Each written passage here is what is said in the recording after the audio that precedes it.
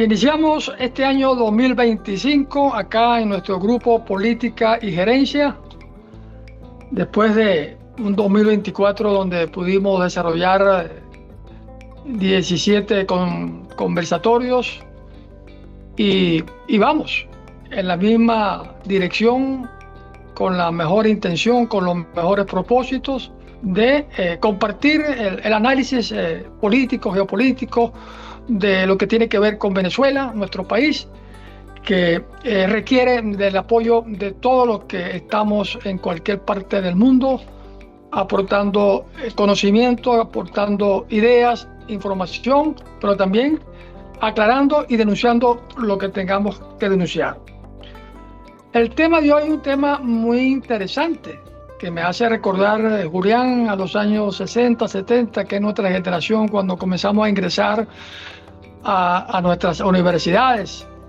Yo estuve arrancando en la Universidad Central de Venezuela igual que tú, y donde para esa época, sin duda, el marxismo-leninismo era la corriente del momento, que eran los que dominaban. Los rectores de la universidad eran de izquierda, los decanos, los profesores de muchas materias de izquierda, los centros de estudiantes dominados por líderes de izquierda en aquel entonces, porque después lo vimos su evolución, que tomaron la vía de la conciencia del lado de la derecha, y no podíamos escapar de alguna manera de las expectativas que esa ideología ha estado divulgando a través de sus protagonistas, pero que cada día se demuestra lo alejado que están de lo que ofrecen. O sea, la palabra va por un lado, el pensamiento va por un lado y las acciones van totalmente diferentes. Hay tres temas esenciales que esta ideología ha estado con el tiempo justificando y ofreciéndole a los pueblos incautos para captarle su apoyo. El primero, la famosa igualdad social, parte de que debemos ser iguales socialmente todos, cosas tan inviables, tan antinatura, porque somos seres humanos con propósitos, con intereses, con gusto, con cultura, con conocimientos diferentes. Y esa igualdad social, como la plantean ellos, no. La única igualdad que hay, que seamos iguales tratados ante la ley, que eso es lo que la democracia funcional garantiza. El otro tema que ellos han explotado es que la pobreza y la miseria de los pueblos, la culpa la tiene el propietario, el dueño del capital. Ese es el culpable de mi pobreza y mi miseria. Nada más tan ridículo, de alguna manera, si lo puedo calificar de esa manera, porque se ha demostrado que la pobreza está en nuestra mente. Y casi todos los que han llegado arriba, que son multimillonarios, vinieron de abajo, con esfuerzo, con trabajo, con dedicación, con creatividad, excepto aquellos que se aprovecharon de estar al lado del poder y lograron arriba amasar inmensas sumas de dinero, pero a través de la corrupción. Y el tercer tema, contradictorio de esta ideología, sin duda, es que ofrece esa felicidad, el futuro Edén a los pueblos, pero sin libertad. Nada más imposible lograr ser feliz si no hay libertad. Algo que es natural en el ser humano, eso nace con el ser humano. Y ahí está una de las grandes, yo diría, obstáculos para que no hayan avanzado a la velocidad que han estado intentando en todos los continentes. Hoy el tema justamente trata sobre esa ideología. Y un amigo que ya lo tuvimos el año pasado en un conversatorio, Rafael Prieto, acaba de sacar un libro que ya está en el mercado, en Amazon, ya lo pueden adquirir a precios muy módicos. Socialismo es una gran estafa. Y justamente para que nos explique por qué el socialismo es una estafa, lo hemos vuelto a invitar en este primer conversatorio del año 2025 para que nos aclare a nosotros y a los que nos siguen a través de nuestro chat y de nuestros videos que publicamos al día siguiente en nuestro canal YouTube Política y Gerencia. Buenos días, Rafael Prieto. Muchísimas gracias, René, muchísimas gracias por la invitación. De verdad que me gusta estar aquí porque me gusta estar entre gente inteligente. Cuando uno está entre gente inteligente, eso lo obliga a uno a pensar, lo obliga a uno a estar despierto y a pues generar ideas, generar conocimiento. Y eso es lo que hace el ser humano, pues el ser humano se ha desarrollado en toda su historia por esa necesidad de desarrollarse, de pensar. Y ahorita tú que estabas hablando, me salió un nuevo punto que le voy a anexar al libro en la parte 2, pues le comentaba a ustedes que ese libro es la parte 1, pero en la parte 2, cuando tú hablaste, tú decías, bueno, que el axioma del socialismo no se corresponde con la teoría.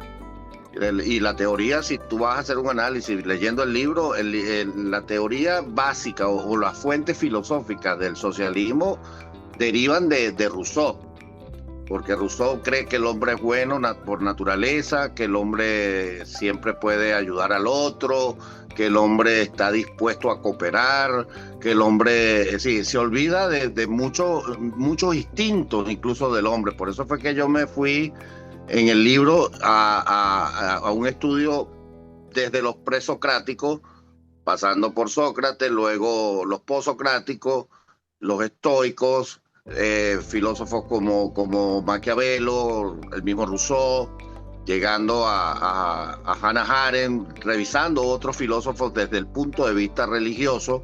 Analizamos todas las religiones, el cristianismo, el judaísmo, los musulmanes, incluso los musulmanes en sus tres corrientes, los chiitas, los sunitas y los araquíes, que son las que menos se conocen, pues, pero analizamos todo porque ¿qué es lo que queríamos buscar en el libro o qué es lo que estamos buscando?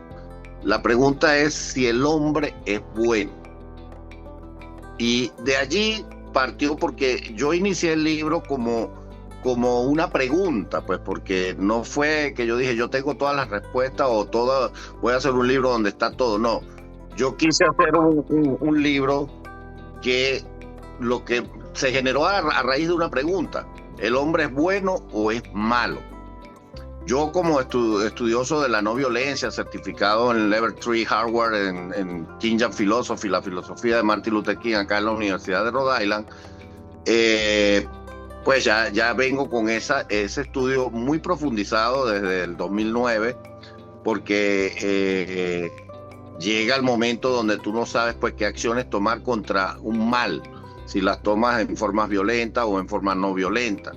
Entonces, pero para eso para atajar qué idea me diste, que hablaste de que el socialismo es en la práctica, y es donde me diste luces ahorita. El socialismo tiene un axioma maquiavélico, con un pensamiento de la corriente de Rousseau. Te estás viendo la contradicción filosófica, ¿no? Uh-huh. Sí, llega el socialismo para sostenerse a usar los principios de Rousseau, no. Y lo podemos decir, no es que yo sea de derecha recalcitrante porque yo creo no, es simplemente yo tengo el laboratorio en la mano, es decir, y distintos laboratorios. ¿Cuál es el laboratorio? El mundo. ¿Cuál es el tiempo que se hicieron las pruebas? Más o menos 125 años, hablemos así, o hablemos desde la Revolución Rusa, 1917. Al 2017 son 100 años. Estamos hablando que a esta fecha son 107 años. Entonces yo tengo 7 años de muestreo en distintas latitudes. Es decir, que puedo decir que el socialismo no funciona por la geografía. No. ¿Puedo decir que el socialismo no funciona por la cultura? No. ¿Puedo decir que el socialismo no funciona los recursos naturales? No. ¿Puedo decir que el socialismo no funciona porque una sociedad es violenta? No. ¿Puedo decir que el socialismo no funciona por la religión? Fíjate que las dos únicas religiones en el mundo que se han salvado de los desmanes del socialismo son una religión que no está definida como tal, pero son la cultura japonesa y la religión judaísta, en todas sus extensiones, porque hay también varias ramas del judaísmo. Cuando tú vienes a hacer un análisis, los judíos jamás han sido de izquierda. Y puedo ponértelo, búscame no un judío, búscame una sociedad judía que se fundamente en la izquierda. Búscame un japonés que esté fundamentado en la izquierda. Y no lo vas a encontrar. ¿Sabes por qué, René? Porque en esas dos filosofías, porque son formas de vida, entonces el judío tiene dentro de su interno, dentro de su yo bien definido, que hay que trabajar. Y el japonés, cuando va al trabajo, dice, gracias Dios porque tengo trabajo. Entonces, volviendo al libro, y precisamente cuál es mi mayor campo de trabajo, es Venezuela, pues porque viví en Venezuela mucho tiempo, porque a través de los cursos de no violencia le di clase a 3.000 personas, más de 3.000 personas en cárceles, en barrios, en escuelas, en empresas, y tú lo sabes, pues yo andaba como una veleta dando clases por todo el país de lo que era la no violencia. Y la no violencia lleva muchas ramas, pues una de ellas lleva la antropológica, lleva la psicológica, la psiquiátrica, la pedagógica. Entonces tú comienzas a generarte preguntas. De hecho, mi tesis doctoral en ciencias sociales fue sobre la sociedad venezolana y de ese trabajo de campo que hice en la sociedad venezolana.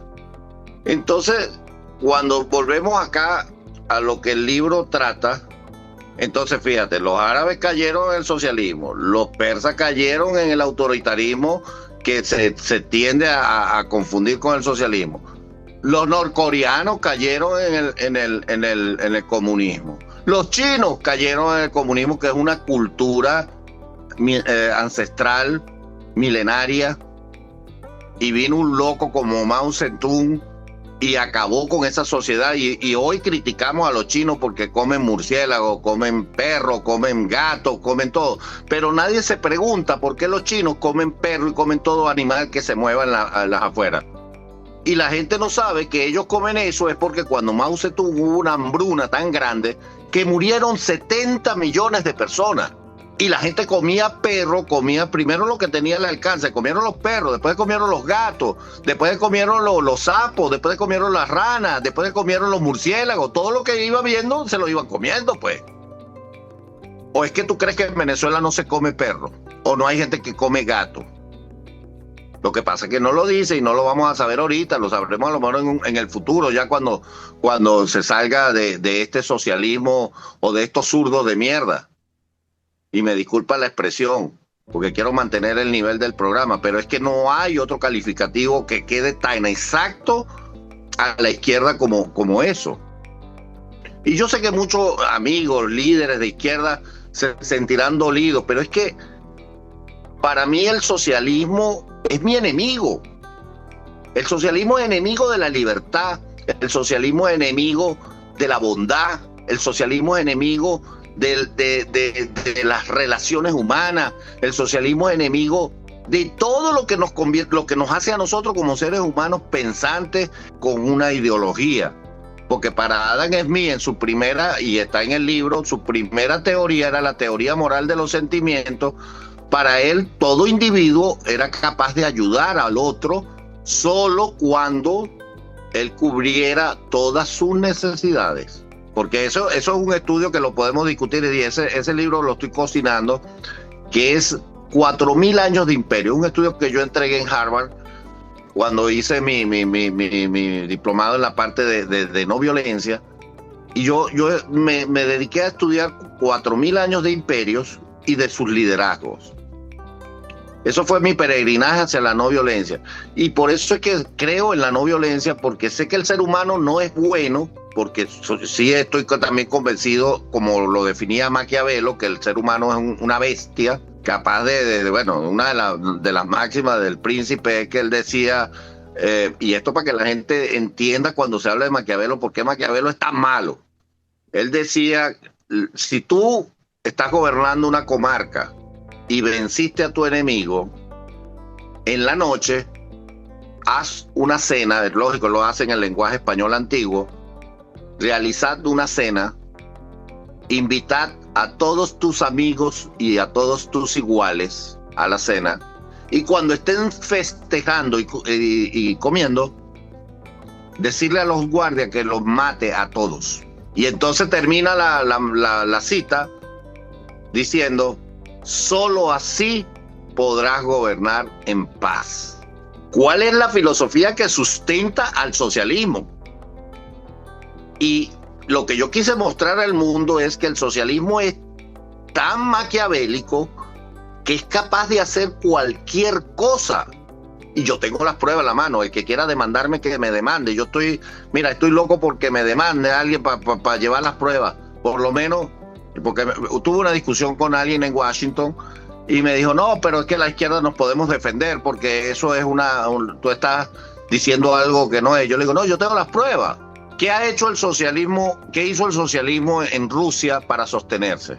Todo lo necesario hizo. Mató gente, creó campos de concentración, los mandaba a Siberia en el pleno frío, los separaba familias. Bueno, el muro de Berlín separó familias, separó ciudad, separó todo.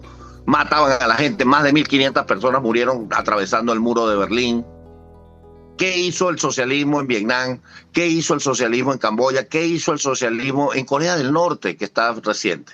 Cuando Corea del Norte, China y Rusia ayudan a Corea del Norte para que tomen el poder, Corea del Norte era la parte más desarrollada del país. Y Estados Unidos y Europa ayudaron a los líderes de Corea del Sur a formar Corea del Sur, que era la parte rural. ¿Cuál es la fotografía hoy, René? Corea del Sur súper, hiper desarrollada.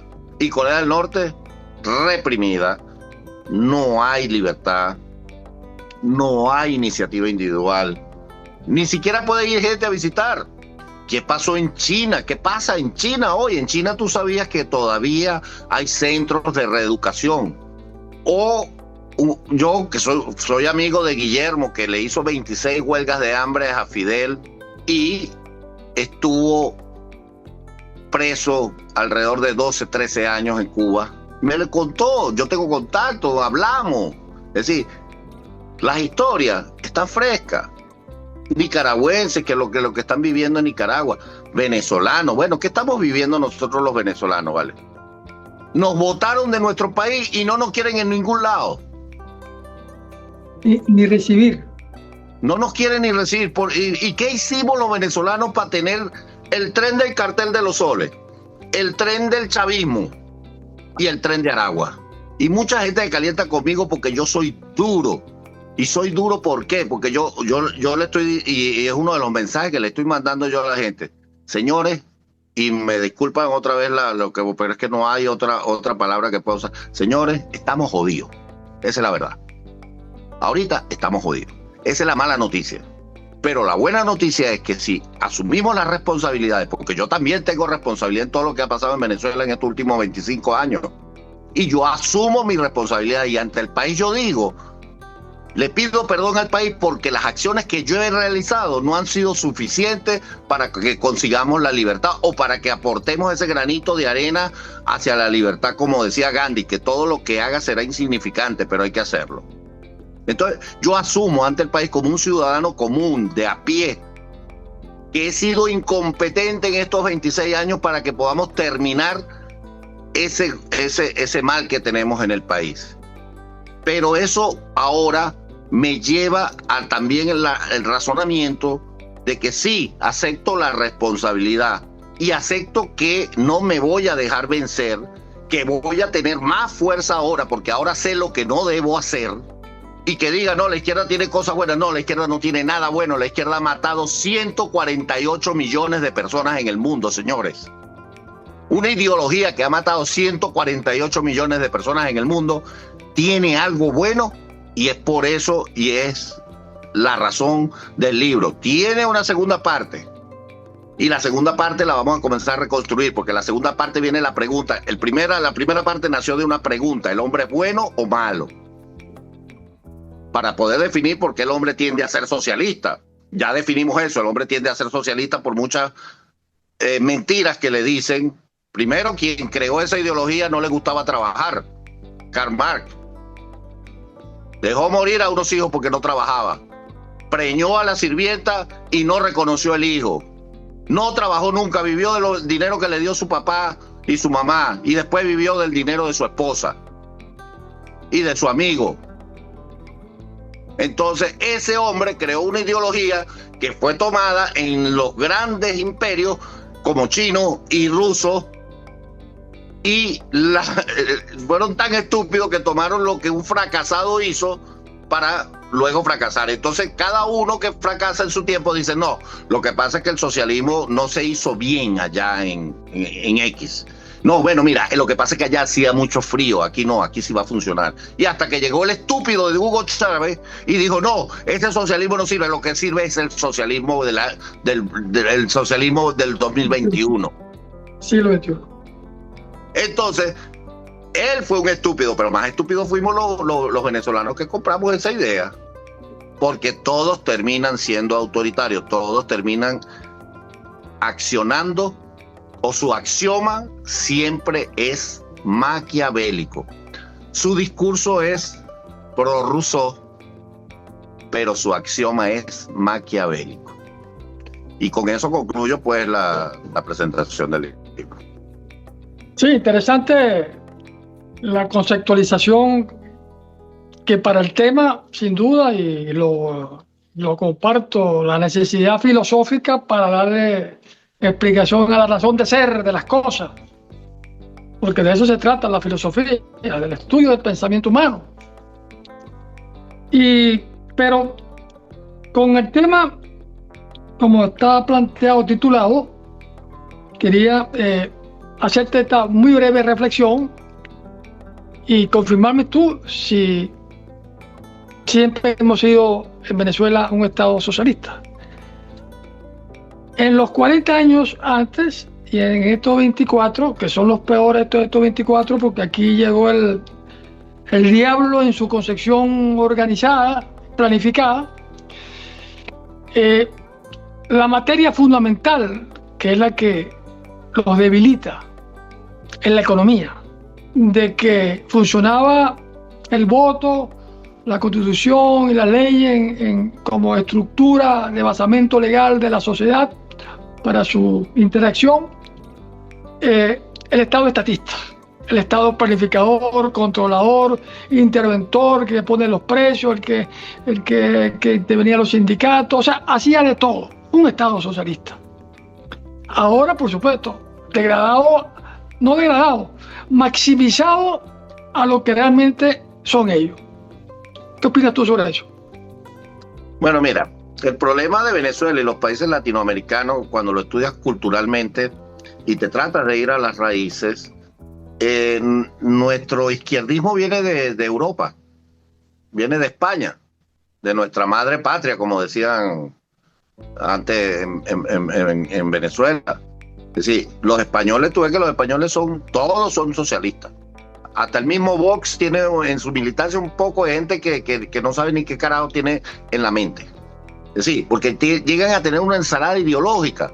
Cuando tú no te defines exactamente qué piensas, cómo vas a actuar, porque recuerda que la ideología, y tú lo sabes porque eres politólogo, cuando yo voy a generar una política pública, cuando estoy gobernando, esa política pública lleva un 60% de carga ideológica. Necesariamente no puede llevar menos de carga ideológica que el 60%, porque entonces tú comienzas a ver, bueno, ¿qué es lo que tú quieres hacer? Primero, la pregunta que nos hacemos nosotros los conservadores: ¿es sustentable? ¿Genera beneficio a la gente? ¿No distorsiona la conducta de las personas? Es decir, si yo te doy un bono a ti de $2,000 todos los meses, eso no va a distorsionar tu conducta. Entonces, nosotros los conservadores pensamos en que no hay que cortar la iniciativa del individuo. Y ahí es donde el socialismo trabaja cortando la iniciativa del individuo, porque solo así ellos pueden combatir el desarrollo de las sociedades, porque ellos necesitan gobernar sociedades pobres. Y lo decía Chávez, se lo dijo a Guaicarpuro Lameda, le dijo, no vale, nosotros no vinimos a sacar de la pobreza del pueblo venezolano, nosotros tenemos que dar a los pobres, porque si ellos salen de la pobreza, entonces se convierten en clase media, entonces votan por la oposición. Entonces el socialismo te necesita pobre, controlable, te corta la iniciativa privada, es decir, la iniciativa individual, y al cortarte eso, te quita las libertades. ¿Cómo te las quita? Porque si tú no tienes capacidad de producir tu propio sustento, tú entonces no tienes capacidad de decidir qué quieres hacer o cómo lo quieres hacer. Entonces, en Venezuela, venimos de una cultura española, izquierdista. No hay país más izquierdista e hipócrita en Europa que España. Mientras en Cuba estaban violando a las muchachas y se estaba muriendo el pueblo de hambre en Cuba, España está negociando con Cuba desde el comienzo de Fidel, pues. Entonces, y España es una sociedad hipócrita, porque ha sustentado el socialismo en otras latitudes y son izquierdistas, y eso pues lo promueve. Bueno, tú ves al presidente Sánchez, amigo de Maduro. Delcy Rodríguez entró a Europa teniendo una prohibición de entrar a Europa. Y eso es lo que el socialismo hizo. Entendió el funcionamiento de la sociedad, y al ver que no podía tomar el poder por la fuerza, porque lo intentó Fidel en Machurucuto, lo intentó en Argentina, en Bolivia, lo intentó en muchísimos lugares de meterse a la fuerza, lo intentó en Angola, la revolución angolana. Yo estudié con un angolano que me dijo que su papá tuvo que ver a su hermana que la violaban unos cubanos en una habitación. Vamos a ir a Julián, ¿qué pregunta tiene por ahí? Gracias, René. Gracias a Rafael Prieto por el excelente libro que publicaste, que lo bajé recientemente en formato digital y cae instantáneo a nuestros dispositivos. Lo leí de una sentada y me pareció muy bien porque abarcas todo el contexto filosófico y hasta histórico de por qué se implanta esta ideología en el mundo. Y analiza, aunque en forma muy somera, el caso Venezuela. Y es por eso que mi reflexión está hacia un punto. Cuando mencionas en tu libro el socialismo, la gran estafa, si se ve que es una estafa y ha sido estafada históricamente desde hace más de 100 años, desde que se implantó en la Unión Soviética, en Rusia, luego en China, en países asiáticos, en Cuba, en Nicaragua, en Venezuela, y eso sigue expandiéndose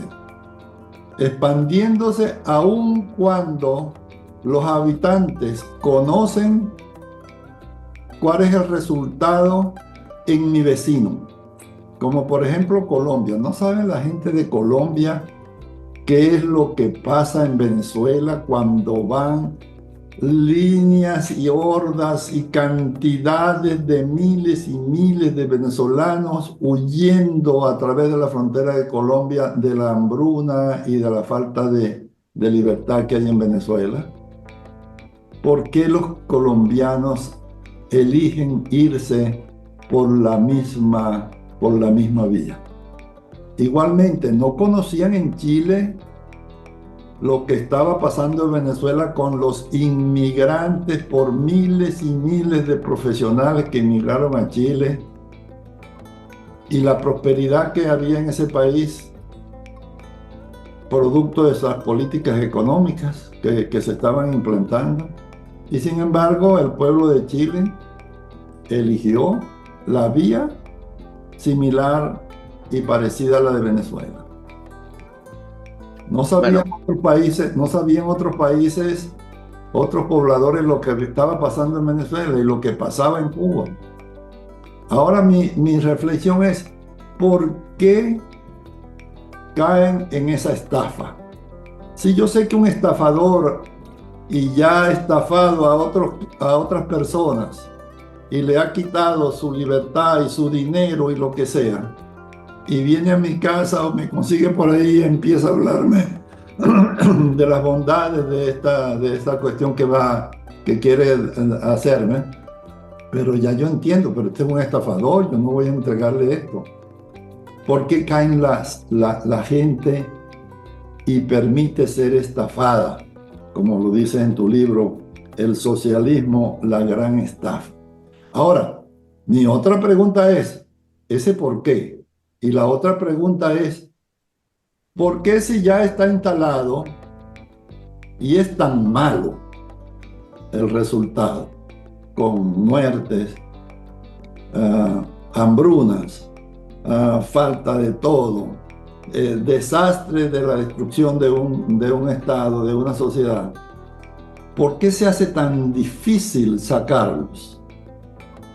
¿Por qué si se ve que la gente está hastiada y en un 90%, por decirte una cifra más redonda, versus el 70% que se pudo contabilizar en las actas, ¿por qué se hace tan difícil sacarlo? ¿Por qué se hace tan difícil en el propio país sacarlo? Y por la famosa creencia de que la comunidad internacional va a ayudar a sacarlo. ¿Por qué se hace pero tan difícil? ¿Por qué entran tan fácil, permiten la estafa, se logra la estafa, pero después, ¿por qué es tan difícil sacarlos? Esa es mi reflexión y mi pregunta sobre tu libro. Bueno, la primera pregunta te diría que el hombre es el único animal que tropieza con la misma piedra 2 veces, ¿no? Pero realmente esa no es la respuesta. También te podría decir que, bueno, que cuántas mujeres no han entregado lo más puro que ellas tienen a través del engaño. Han sido violadas a través del engaño. Un hombre que viene, las enamora, le promete cielo y Castilla, y pum, cuando tiene aquello, se va. Más o menos eso es lo que hace el socialismo, ¿no? Te viola, te deja ahí y se va. Pero realmente eso tiene una explicación. La estrategia que tenían los comunistas y los socialistas son lo mismo, es la misma vaina. Es decir, el que es light y el que es... Es decir, el que es light, la diferencia con el que es comunista radical es que todavía no ha trascendido de lo light a lo radical. Pero lo va a hacer. Recuerda que ya definimos que el socialismo tiene un pensamiento de Rousseau, seguidor de Rousseau, pero su axioma es maquiavélico. Entonces, a través que se le vaya complicando más la manutención del poder o la obtención del poder, él va a ir siendo más maquiavélico. Y lo viste en Colombia, pues no podían acceder al poder, hicieron la FARC. Es decir, donde ellos no han podido acceder al poder, se van por lo violento. En Venezuela, Chávez dio un golpe de Estado. Entonces, cuando ellos no pueden, ellos van aumentando la gradualidad de su violencia de acuerdo a la necesidad del escenario. Entonces, el socialismo agarra y te dice, bueno, mira, estudiaron, dijeron, bueno, por la violencia se nos está haciendo más difícil ahorita conseguir los poderes. ¿Qué podemos hacer? Bueno, comenzaron a estudiar los sistemas democráticos. ¿Qué es lo que fundamenta un sistema democrático? Los sistemas electorales. Entonces, ¿qué comenzaron a hacer a ellos? Comenzaron a secuestrar los sistemas electorales desde antes de la obtención del poder. Y en Venezuela es muy fácil, porque Venezuela, acuérdate que el pacto de Punto Fijo fue un pacto entre AD y COPEI, pero no hubo presencia de la izquierda radical porque ya la izquierda estaba representada por Acción Democrática y por COPEI, que era centro derecha supuestamente, y luego terminó siendo centro izquierda, que es una locura, pues un partido que era lo más cercano a la derecha que había terminó siendo centro izquierda. ¿Y qué pasaba con la clase política? Pues la clase política era lo mismo. ¿Y qué pasaba con la clase económica? La clase económica estaba pegada a la clase política porque la mayoría de las 5 familias tomaron control de los del poder del Estado como tal. A lo mejor no directamente, pero sí a través de amigos. Entonces en Venezuela nunca salió un liderazgo que verdaderamente fuese... Sí lo hubo. Reni Ottolina fue el único independiente de pensamiento, fue lo más cercano que tuvimos a la derecha, y el hombre tenía la visión de desarrollar al país esos gobiernos dejaron que la brecha social creciera demasiado. Y Venezuela, la brecha social fue creciendo tanto que le dio cabida a Chávez. Primero le dio cabida a Andrés Velázquez, pero Andrés Velázquez no supo defender sus elecciones. Que Andrés Velázquez creo que habría sido mejor, porque a pesar que lo acompañaba Rodríguez Ará, que lo acompañaba el mismo Aristóbulo, lo acompañaba el mismo Tren, pero creo que Andrés Velázquez, creo yo que pudo, aunque no lo sé, pues pudo haberse zafado de esos comunistas. Pero Andrés Velázquez fue el primer mensaje que se le mandó a la sociedad venezolana. Mira, la brecha social está muy grande, lo que están haciendo los gobiernos, la corrección de Miguel Rodríguez a través de Carlos Andrés Pérez era correcta. Era correcta. Carlos Andrés lo tumba porque le aumentó no me acuerdo cuántos céntimos, 2 céntimos a la gasolina. Y este gobierno ha devaluado, estos ladrones han devaluado la moneda el 100.000% y no pasa nada. ¿Pero por qué no pasa nada? Porque el socialismo tiene su estrategia. Primero te enamoran el discurso, luego te secuestran los sistemas electorales. Una vez que secuestran los sistemas electorales, ya ellos ganan. En Venezuela no hay elecciones transparentes desde el referéndum del 2002. Todas las demás elecciones se las robó los zurdos de mierda. Pero ahora todo eso, ahora sí hay una fuerza que está luchando contra ellos. Está el presidente Milei, está el presidente Trump, está el presidente Bukele, está el presidente Noboa. Yo voy a estar en la conferencia, el CIPAT, ahora el 19 y 20 de febrero, que es la conferencia internacional mundial de conservadores. Vamos a ver si puedo hacerle algunas transmisiones a ustedes para que la multipliquen. Pero ahí se está discutiendo cómo poder nosotros, que decimos la verdad y que no somos perfectos, cometemos también errores, pero decimos la verdad y lo que queremos es que la felicidad de la gente a través del trabajo. Porque el presidente Trump ha hecho más en 2 semanas, a pesar de que nos ha perjudicado a nosotros los venezolanos, ha hecho más en 2 semanas que lo que hizo Biden en los últimos 2 años. Entonces el socialismo te enamora, te secuestra el sistema electoral y después que tiene el sistema electoral no se van. Y como ellos son maquiavélicos, para ellos irse, ellos van a ir aumentando sus acciones maquiavélicas, sus axiomas maquiavélicos, de acuerdo a la intensidad que la oposición les ponga. Y entonces ellos manejan varios frentes. Ellos manejan el frente armado, manejan el frente de la debilidad moral que hay en Venezuela, que es que compraron a todo que podían comprar. Entonces ellos atacaron a través de la debilidad moral. Tenían el sistema electoral, tenían el sistema de armas, porque a los militares lo que hicieron fue darle las 3C. ¿Tú te acuerdas de las 3C de los militares? Casa, aquello que no lo voy a decir, y comida. Les dieron, eso también es una máxima de Maquiavelo, dejarlos comer a todos, y después que todos hayan comido, ninguno va a poder decir que no comió, porque va a tener la boca sucia. Y eso fue lo que hicieron con los militares. Agarren negocio, pónganse a hacer negocio. ¿O es que no es un gobierno militarista el gobierno de Venezuela? Y ahora, como los militares no les está sirviendo tanto, entonces ahora están las policías. Ok, muy bien. Gracias Rafael por tu intervención. Adelante, René, ya para concluir. Sí, claro, ya nos fuimos de la hora.